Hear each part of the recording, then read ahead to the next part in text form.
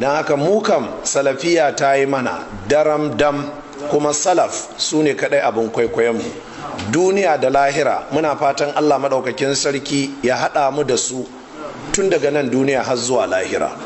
Allah maɗaukakin sarki ya ƙara musu yarda. Ula'ika ashabun nabiyyi wa hizbuhu walaula humu ma kana fil ardi muslimu walaula humu kadat tamidu bi ahliha walakin humu autaduha wa rawasiha.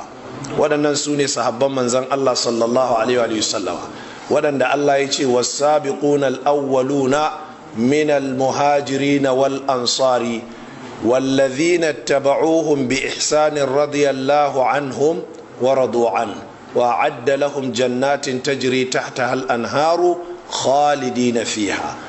mafi girman daraja daga cikinsu bayan manzan Allah shine Abubakar as-Siddiq, wanda Allah maɗaukakin sarki ya ce illa tansuruhu faqad nasarahu Allah idh akhrajahu alladhina kafaru thaniya thnaini. Da harshen Allah maɗaukakin sarki Allah ya ce Abubakar shine second in command. Sahabi Abu Sa'id al-Khudri a cikin hadisin Bukhari ya ce wa kana Abubakrin a'lamana. Abubakar ya fi mu karatu, ya fi mu ilimi. Waɗannan su ne muke koyi da su, waɗannan su ne Allah yake ishara halayensu da wa ula'ika hum khairul bariyati. Waɗannan su ne mafifita cikin halittun Allah maɗaukakin sarki. Waɗannan bayan Allah su ne Allah maɗaukakin sarki ya siffanta su da yake cewa Muhammadun Rasulullah wallazina ma'ahu ashidda'u alal kuffari ruhama'u bainahum. Mutanen nan Allah ya yarda da aqidarsu, Allah ya yarda da ibadarsu, Allah ya yarda da halinsu, Allah ya yarda da tarbiyyarsu. Ba inda Allah maɗaukakin sarki ya taɓa naƙasa su kai tsaye ko kuma a fakaice. Manzon tsira Muhammad sallallahu alaihi wa alihi sallama ya yabe su, ya ce Allah Allah fi ashabi, ina roƙonku don Allah sahabbaina la tattakhizuhum gharadan, kar ku mai da su karan bara, kar ku mai da su target, kowa yana zagin su, kowa yana harbin su. Waɗannan su ne sahabban manzon Allah sallallahu alaihi wa sallama da Ibn al-Qayyim yake cewa walaula humu ma kana fil ardi muslimu.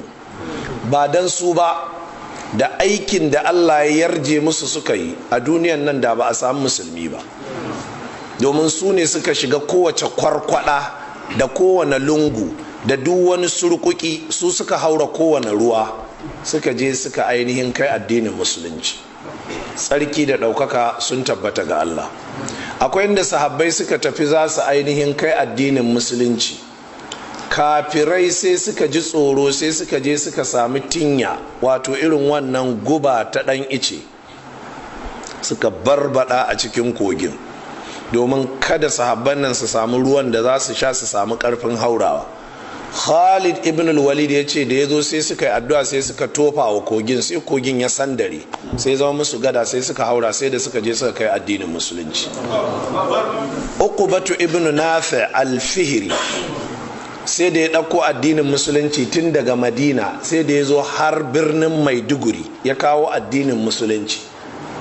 A zamani na farko, zamanin annabi da sahabbai sallallahu ta'ala alaihi wa alihi wasallama. Jama'a waɗannan su muke kwaikwayo, ba mu isa mu kai darajarsu ba, amma insha Allahu ta'ala kamar yadda mawaƙi ke cewa fatashabbahu in lam takunu mislahu. In ba ku iya kasance ba zai yiwu ba. Dan hodiyo ya ce duk in ma ka gwada kanka da darajar sahabbai, ko da kun yi balansin, kun yi daidai wani wurin, sai maka tambaya, kai ka taɓa ganin annabi?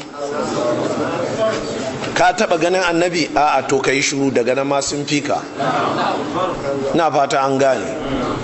Waɗannan su ne sahabban annabi sallallahu alaihi wa alihi sallama. Jama'ar musulmi, kun ji wannan tsari.